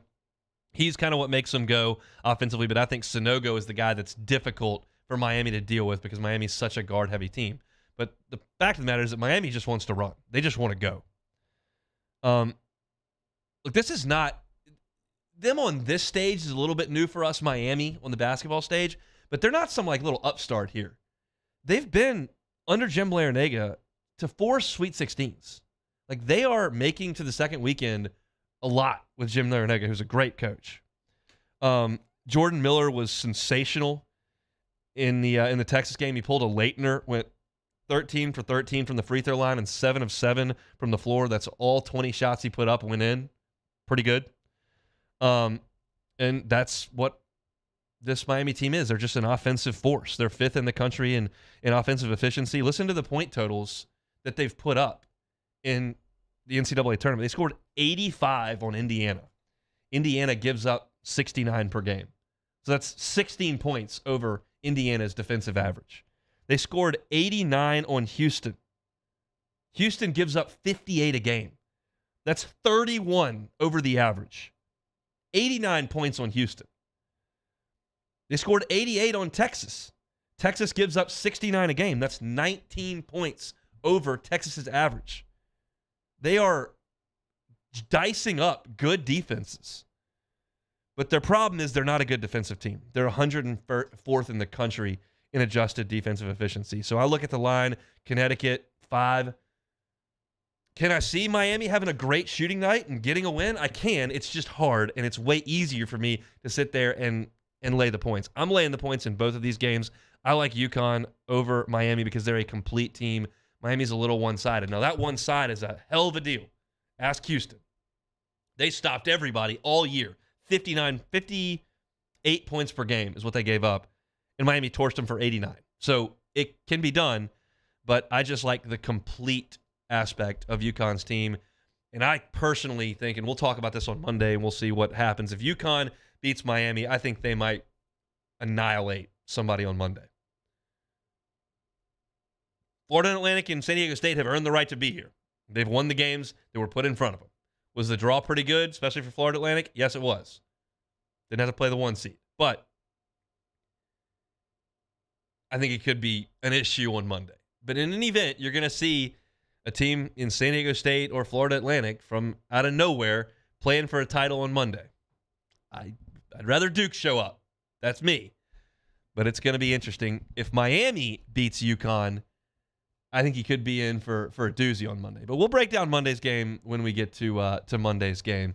I'm very excited for the Final Four. LSU baseball against Tennessee is a 1 o'clock game on Saturday, so they'll be just about done right when the Final Four tips off. That should be some interesting viewing for sure. Florida Atlantic and San Diego State at 5:09 on CBS. Miami and UConn at 7:49. I don't know where they come up with these TV times, but that's just that's the way it goes. I get emails every week during football season saying start time 7:07, start time 7:06, whatever it may be.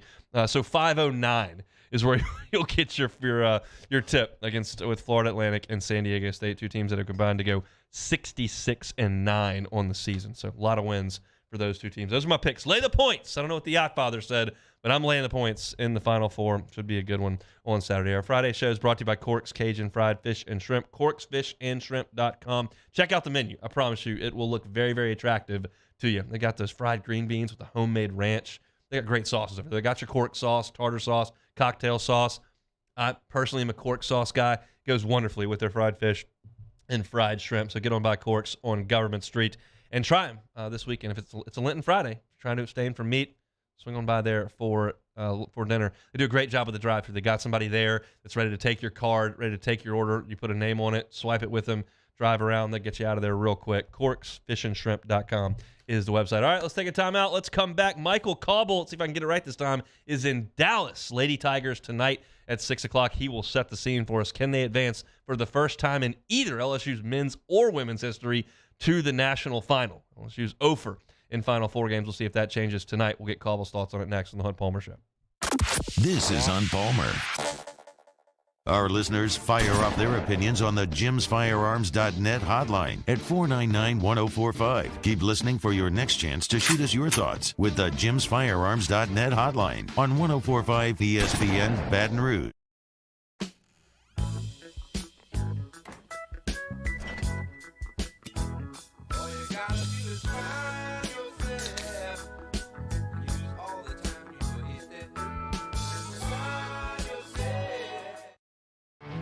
There it is, the extra mile, on the border of expected and extraordinary for those willing to go further, like vans customized for work or play, with safety and tech to keep you connected, supported by a 5-star sales, service, and finance team, and backed by the 1-star you know. So go the extra mile. It's never crowded, because so few have what it takes to go there. Mercedes-Benz Vans. I had to leave my parents. I had to move schools. I don't know anyone here. Everything keeps changing. Why is this happening to me? I'm sure glad you're here. Change a child's story. There's a child in foster care waiting for a volunteer like you.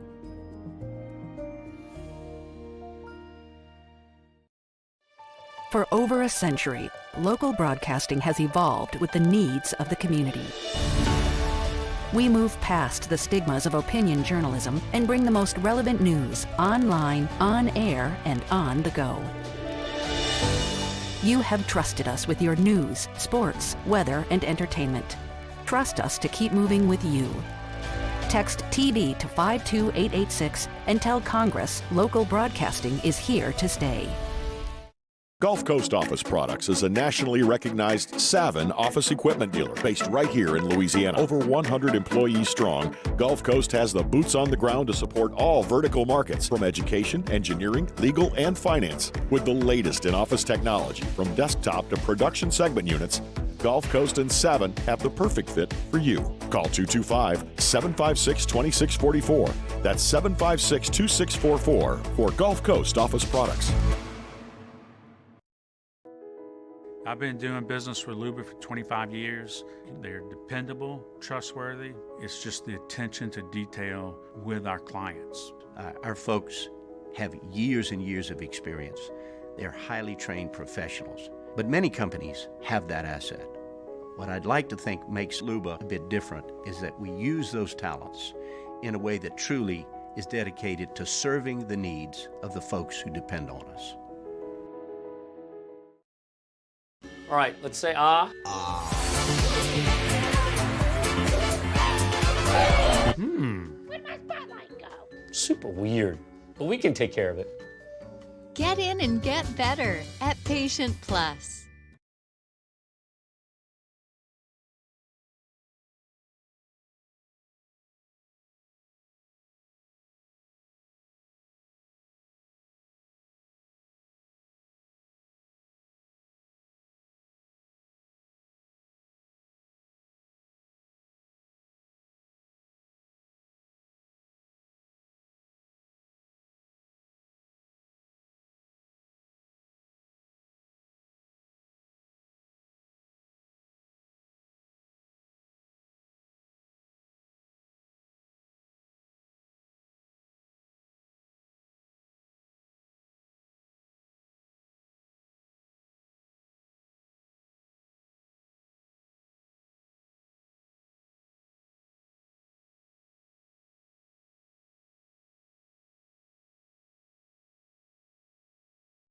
Hey, Jimmy and Charles Hannegriff for the Monday edition of Game Time. We're live at Walk-Ons in Brewley, getting you ready for the NCAA Basketball Championship. Monday, live from the Walk-Ons in Brewley. Game Time on 104.5 ESPN Baton Rouge.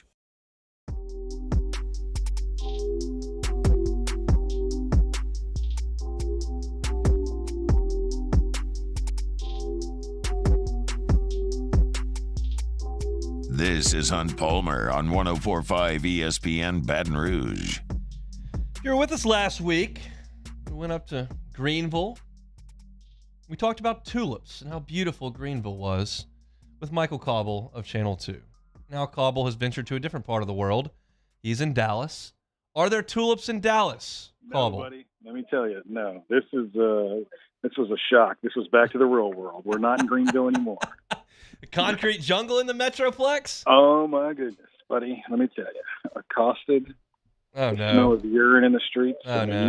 You were in a big city, let me tell you. Cauble's house not for sale in Baton Rouge once again. No. I think he's going to return back to the capital city here, so we're all fortunate for that. All right, Michael. What did you make of the way that LSU played last weekend? Scrappy, gritty, mature. Maybe those are the things that I think of when I think of kind of the way that they're playing right now. Finding a way to get it done, right? Definitely not their best offensive performances, but they're staying in it with their defense. Someone is stepping up and kind of carrying the team with them. Different days, it's been different people, so that that's good. And I guess the idea that just they still have their best basketball in front of them, they haven't played it yet, is maybe a good thing. But the time is certainly running short, right? You want to get that out, get it on the court, and make sure you don't leave it in your bag, so to speak. How much credit do you give LSU for Miami's awful shooting performance? I give them a fair amount. I mean, I definitely do. I think that just the defense both teams played in that game was on performance. I mean, nobody shot it well, but I think that there were a lot of reasons why, right? And maybe one of them is the ball. Kim's been kind of harping on that a little bit. It seems like a very rubberized ball. I don't think she wants to come out and say it, but I feel like she thinks it's a playground ball, like an outdoor rec ball, because it doesn't have that real. It has that real synthetic rubber feel to it. I guess it's kind of some of the issues. And I know Alexis Morris has had a hard time, dribbling it, and the feel of it. She said it right away when she was in warm-ups, talking to herself, getting the dribble down. Like you could hear her talk about it. And I know other people have been shooting it well, so you can't use it as that much of a crutch. But I do think that there's some acclimation going on to that. Have you talked to other teams, other players, other reporters, people that cover the team? Is this new ball a storyline here? It's How kind does of that happen? Yeah, exactly right. Well, I mean, hey, same way the team changes their shoes, this far into the season, they go with what they got, I guess. But it was an issue in the men's tournament at the beginning. I think I don't know if it's a coordinated effort to kind of squash it, but no, Kim's really been the only one that's kind of been beating the drum on that, which is why I think it hasn't gotten a lot of national traction. So for the Final Four runs that that most of us remember, there were certainly some people that saw the men go to Final Fours in the 80s, but we remember the 5 straight that the women went to, which was kind of Sylvia and Simone were those teams. And then you look at LSU's men's run in 06 that a lot of us remember. That was kind of an AAU team that got hot and made it go. What's the story on this team? What is this team's personality? I think the story is the fact that it is a patchwork job, right? I mean, the thing that is remarkable, Hunt, if you look at the collection of personnel, there's no way that this team should be playing in the Final Four. There just isn't. You know, they got a talented big who didn't play a ton of minutes, and they maximized her. They've got a chip on the shoulder, 4-time transfer point guard that's, you know, really just trying to prove the world wrong about her as a person. They've got the quietest girl in the game, you know, that just brings her lunch pail to work every day and does work down low that most people don't want to do. They've got a girl off the team that beat them last year to come in and show them how they need to play physical and tough in Kateri Poole. I mean, it's just it's the island of misfit toys, right? But it's working right now. And that's why I think you have to give Kim a ton of credit. They don't have shooters. You know, they do rebound with the best of them. I wouldn't say they have a guard that's going to take over the game, but they get the job done. It's remarkable. It really is. And that's hard to do in a newscast. It's hard to break it down and have a real conversation, but radio we get a little bit more time to do. But that's the reality of it. That's where they are. And it's only going to get better. Like, they're getting real players next year.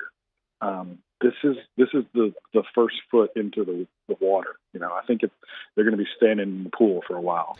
Hopefully it feels like kind of those early skip teams that were knocking on the door in the 80s and finally broke through, and it worked out pretty well there in the 90s. So what's their personality been? Obviously a lot of media obligations and responsibilities over this week. What's kind of been the tone for the players and for Kim? It's interesting when you talk to the players, they're happy to be here. Like, super excited is a word that they use often, right? Super excited. And, you know, they're teenage girls, maybe early 20s, you know, so like you expect that. But I do feel like they're excited. You know, they do feel like they can compete. Something that I've noticed now in the Final Four that we didn't experience in Greenville is a little bit more edge to their confidence. Like, I really feel like they're being disrespected to some degree. And everybody sees them as these glamour girls, right? Like, just the Bayou Barbie and Angel with the lashes, and, you know, let's take pictures and sign autographs things. But I think they really want to show that their game belongs on this stage as well. So that's a new edge, I guess, to them that I'm picking up since we've gotten here in Dallas. We'll play the 1 seed Virginia Tech at 6 o'clock tonight. Tell me what you know about Virginia Tech. It seems like every team that LSU plays is the kind of basketball team that you want to have, right? They share the ball. They get scoring from all 5 positions. They can defend, you know, but I feel like, again, you're kind of running into that. You have a really good big and you have a really good point guard in Virginia Tech. And I think they both, this is an interesting wrinkle to their story. Their point guard, Georgia Amore, is from Australia. So she came during COVID, never met the coach until she was in his office signing the paperwork. And then COVID hit. Well, she went to go live with Liz Kitley, their big center's family, not like in her room, like dorm room, like her family, her house. She lived with her for 4 months. So they really got a good rapport, and it kind of translates now that they're out on the field, on the court together, I should say. So they're the peanut butter and jelly of that team, right? They got a couple of role players that can make some noise, but Amore can shoot it from anywhere. She's 3rd in the country in made 3-pointers with 114, behind Mike Sell and Caitlin. So, I mean, like, you're talking about some of the best shooters in the country. They're here in Dallas, and LSU has to face one of them tonight. I think one of the keys in basketball at any point, and so it goes without saying, is staying out of foul trouble for Angel Reese is probably mission number 1 for LSU. But if you had a key player or a key aspect of the game tonight against Virginia Tech, where would that be for the Tigers? I think it's going to be that guard matchup. Who's gonna get that assignment? Is it going to be Flau'jae Johnson, the freshman, because she's athletic and may be able to stay with her, and she's long. You know, she might be able to get those closeouts. Or is it going to be Kateri Poole, who they've really kind of brought in as a defensive stopper? They subbed Jasmine Carson out. Their shooter on the team. She hasn't been consistent enough to warrant the minutes played, and she's a liability on the defensive end. So, I think you wanted to get a little bit of toughness. You played those Big Ten teams. Kateri played in the Big Ten. She made, a lot of sense to put her back in there. So I think that guard matchup is going to be interesting. And you're right about the fouls. Both LaDeja had about 9 minutes for the first half in their last game. And, Angel has been getting more foul problems here the deeper she gets into the tournament. So that'll be something to watch again. But look, it won't matter much, I don't think, if they can't score. I think that's the story tonight. They haven't scored the ball well. They're going to have to get some buckets. You can play defense, but I have a feeling Virginia Tech's going to get some points. This might be a mid-60s game again, and Kim will be telling people to turn it off at half. But LSU's going to have to get some buckets. Wouldn't it be nice if a couple of threes went in the first quarter? I mean, just break the lid off. You joke, but that's against Michigan. That was the recipe for success. They brought Jasmine off the bench. She knocked down 2 threes in a row, and LSU was able to pull away and separate from there on out. It's a confidence thing, right? You see it go down, and maybe this is a different stage. I thought Greenville's rims were a little tight. We'll see what it looks like here in the Final Four in Dallas. The road from 0-7 to 0 for 14 is real quick, and it can happen in a hurry if you just missing a bunch of shots. Speaking of shooting, do you give Caitlin Clark and that Iowa offense a chance tonight against South Carolina? I do, but they're gonna have to knock them all down. Yeah. They're just South Carolina's they're just built different, dude. It's when you see Cardoza in person and the way she plays. I mean, there's just not an answer for it, And I know it's funny because. Boston's the one that gets all the pub, but Cardoza and Zaire, they're the ones that really make it work for her. And she Boston has regular games where she's getting 12 to 14 points a game because they don't need her to, So I think Iowa's got to knock down those shots, and it could get interesting. I pray to God it does. Right? I just want to see somebody give them a challenge. Because I don't know what the finals are going to look like. That might that one right there might be the real finals that we're looking at. Yeah, they are an animal, no doubt about it. Did you get a chance to watch the Tigers and Vols last night? No, I went back and rewatched the highlights. Golly, how about JT? I mean, just coming up clutch, and just the circumstances to get all those guys on the bags in front of them. I mean, just that is baseball, right? You get a guy hit by a pitch. You get 2 balls that didn't get out of the infield, and it loads the bases, and he comes through with the parking one in the gap. I mean, just phenomenal stuff. Loved what Skeens was doing, obviously. And I don't know if this was your show and I caught it before we left, or maybe it was somebody else's show on the way up. But just talking about not giving Tennessee a chance to chirp back, and to get rough and rowdy the way they want to. Seemed like LSU, played it to script just like they needed to. So good for them, and it's exciting, to see what goes up. It's a shame this all has to happen Friday at 6:00. Right. Yeah, but there's going to be a lot of households in Louisiana with 2 TVs on tonight. There's no question about that. No doubt about it. What do y'all got coming up from Dallas? Well, we'll be live at 4. The team should be arriving then. Then we're going to bring you reports at 5 and 6. Of course, the game tips at 6. And then after the game, we'll be trying to carry the post-game live. So I would just say, if you're interested in it, check out our socials, either WBRZ or us on Twitter, and we'll be sending you, kind of as best we can, kind of sights and sounds of what we're seeing here in this one. We'll hold it down at the box. Enjoy Dallas. Hopefully you get to stay a couple more days. Yeah, there's a Moscona just gave me some kind of Mexican restaurant recommendation I got to try. So we'll give that a shot. Hopefully if we can stick around through tomorrow. There you go. Thanks, Cobble. Have a good weekend. Thank you, hon. Take care. He is Michael Cobble, WBRZ Channel 2, over there with the Lady Tigers in Dallas. 6:00 tip for LSU and Virginia Tech. Tigers 32-2. Virginia Tech is 31-4. Look, I think it's just important for LSU to knock down some shots early. They're not a great offensive team. They're a very good defensive team, a great rebounding team. Virginia Tech can score, as Cobble said. Now, LSU's a 1.5-point favorite, so we'll see what happens here. But it's going to be a tall task, and hopefully LSU can get it done and then watch the show as Caitlin Clark gets a swing at South Carolina. She can score from anywhere, and we'll see if that's enough to take down the Lady Gamecocks. But a lot of fireworks. A lot happening at 6:00 for LSU with baseball playing over at the box, and then basketball, the lady basketball team over there in Dallas. We'll come back and close it all down. It's a Friday edition of the Hunt Palmer Show. This is Hunt Palmer. In times of need, get a full list of phone numbers, websites, and other important emergency information on the Demco Stormwatch page at 1045ESPN.com. Hey, what's up, y'all? It's that time again. It's heating up. Your boat's getting ready to come out and spend all summer on the water. It's time to take your boat to the next level with front-to-back boat service, where if you want an incredible custom speaker install, it's going to blow people away in the water, that's there for you. You want an HD sonar where you can see the fish under the water before you cast, beat all your friends, that's there for you at front-to-back boat service. So don't put it off. We got the parts in right now. Get them now before they go back on back order. Front-to-back boat service. There it is, the extra mile, on the border of expected and extraordinary, for those willing to go further, like vans customized for work or play, with safety and tech to keep you connected, supported by a 5-star sales, service, and finance team, and backed by the 1-star you know. So go the extra mile. It's never crowded, because so few have what it takes to go there. Mercedes-Benz Vans. I had to leave my parents. I had to move schools. I don't know anyone here. Everything keeps changing. Why is this happening to me? I'm sure glad you're here. Change a child's story. There's a child in foster care waiting for a volunteer like you.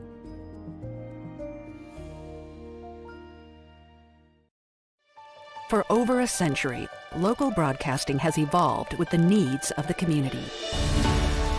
We move past the stigmas of opinion journalism and bring the most relevant news online, on air, and on the go. You have trusted us with your news, sports, weather, and entertainment. Trust us to keep moving with you. Text TV to 52886 and tell Congress local broadcasting is here to stay. Gulf Coast Office Products is a nationally recognized Savin office equipment dealer based right here in Louisiana. Over 100 employees strong, Gulf Coast has the boots on the ground to support all vertical markets, from education, engineering, legal, and finance. With the latest in office technology, from desktop to production segment units, Gulf Coast and Savin have the perfect fit for you. Call 225-756-2644. That's 756-2644 for Gulf Coast Office Products. I've been doing business with Luba for 25 years. They're dependable, trustworthy. It's just the attention to detail with our clients. Our folks have years and years of experience. They're highly trained professionals. But many companies have that asset. What I'd like to think makes Luba a bit different is that we use those talents in a way that truly is dedicated to serving the needs of the folks who depend on us.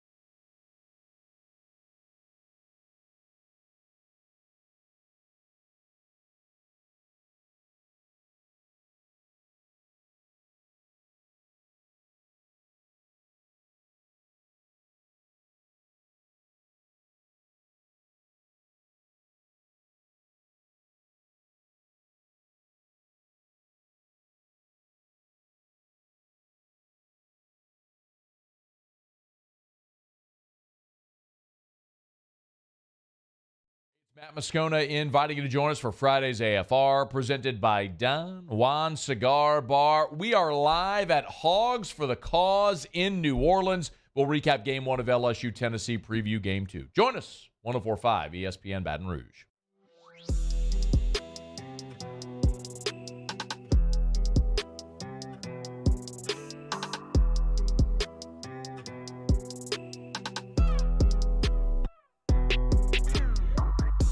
You're listening to Hunt Palmer on 104.5 ESPN Baton Rouge. Just heard that promo from Matt. He'll be at Hogs for the Cogs for AFR today. Hogs is such a fun time. If you've never been down there, just delicious food everywhere. Great music in the air, beverages flowing. It is always a lot of fun. I would invite any of you that are going down to Hogs for the Cause to check out a couple of tents. Pig Lit is awesome.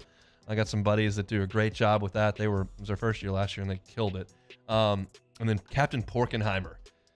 I know a few buddies over there as well. They just do one item. They only do one item. That's all that's at the tent. It's pulled pork mac and cheese, and it is incredible. So if you're going down to Hogs for the Cause, try out Piglet and Captain Porkenheimer. Those are phenomenal. Always a good time. This is my favorite time of the year. I just love it. I love, obviously, college baseball. Opening day yesterday. MLB is in full swing. Got the Final Four coming up this weekend. That's awesome. The Masters is next week. That's awesome. It is. It's an awesome, awesome time of the year. So hopefully you'll get out there and enjoy some of it this weekend. Should be a good one. All right, Alondra, let's play some Take It or Leave It. All right, Hunt. Last night, a Dodgers fan jumped out of the outfield bleachers and proposed. I have the video. Okay. Play it for those who are on YouTube. This is an utterly preposterous move by this guy. If you're watching on YouTube, he jumps out of the outfield bleachers, runs into center field, drops down on a knee, and then pulls out a ring, and then gets absolutely obliterated like a middle linebacker style form tackle by the cop while he's down on one knee. This has to be one of the stupidest decisions I've ever seen. I have been fortunate enough to propose twice in my career. Hopefully I'm done with that. None of them involved jail time like this guy. You're supposed to celebrate after you get engaged. Go have some drinks, meet some friends, go get dinner, whatever is going to happen. He's in jail because he's a moron, and it's not romantic. You got form tackled by a security guard in center field, and you're handcuffed. What's the fiance now supposed to do? She probably said no. I mean, is this a situation where you might just say no? We're done? I looked at the comments under the tweet, and she said yes. Well, she's an idiot, too. She's going to run out there so she can get arrested and they go to jail together? I mean, what's the play here? This is preposterous. Got to be the worst proposal ever. And So I had a friend that I certainly had a friend that had maybe the worst proposal ever when he tried to do a fake ring drop into the lake in New Orleans, and his now wife was confused, like, what are you doing? She didn't know what he dropped, and then he said it was a ring, and then he pulled out the real ring. It was not well executed, we're told. This is worse than that. This is just preposterous. To get absolutely lit up, he would be on jacked up on Countdown if. And this is in a proposal. This is the worst proposal I've ever seen. I'm leaving it. All right, as a girl, I'm gonna let y'all know. Literally, just propose like a normal person. I Don't did do to all my that. current wife on the floor, on the kitchen in our house, which was being totally repainted. So there were drop claws everywhere, ladders, paintbrushes, rollers. Looked like a construction zone in there. It worked out just fine. Still better than that. Yes. All right, bad. two-time major champion Colin Morikawa and number 6 ranked player Max Homa are teaming up in the Zurich Classic next month. They're the team to beat.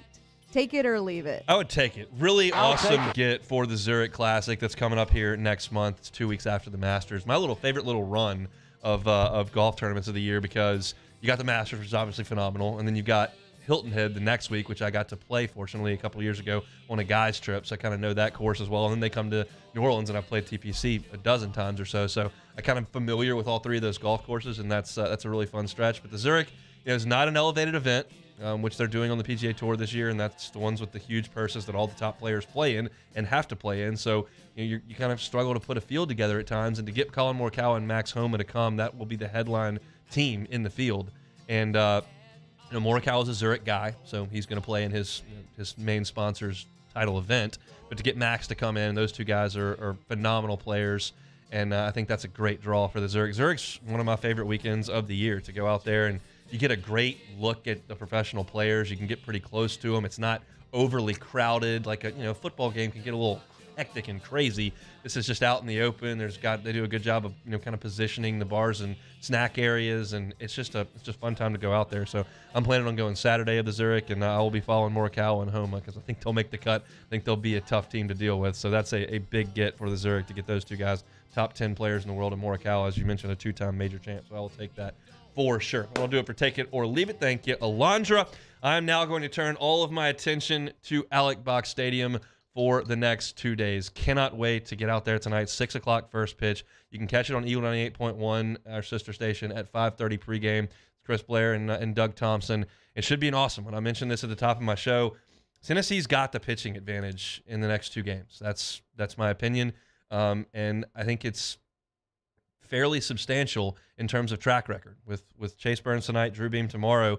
Ty Floyd's had a nice LSU career, but he hasn't ever really anchored himself into an SEC weekend starter and dominant one. He hasn't proven that yet. He was good last week. Let's hope he builds on it. And then Thatcher Hurd, got to find it on Saturday against Drew Beam, who's not as electric as Dolander or Burns, but is very, very effective changing speeds and can really pitch. So I'm very, very curious to see how this thing shakes out with the Tigers and the Vols. Should be another 13,000 plus in there tonight. Should be an electric environment, and I hope the home team puts on quite a show for that crowd. My gut tells me, as we had Mark Etheridge on in the first hour, that I think they'll split. I think LSU will take 2 out of 3 in this series. They'll split the next 2, and that would be a huge success for LSU.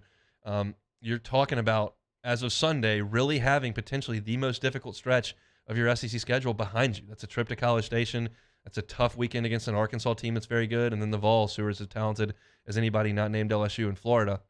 And then you're looking at teams that you should be able to handle for the majority of your SEC schedule moving forward. So huge, huge weekend this weekend. Hopefully the Tigers can get it done. Lady Tigers tonight at 6 o'clock as well. You can find that on 100.7 The Tiger if you want to listen to it. Patrick Wright will have the call. That's it for us here on a Friday. If you missed any of the show, you can catch it on demand, 1045ESPN.com's on-demand tab. You can also find us on Apple Podcast, on Spotify, on Google, and you can find us on YouTube, where we archive all of our audio and video each and every day. Subscribe to our channel. Give us some likes, rate, review.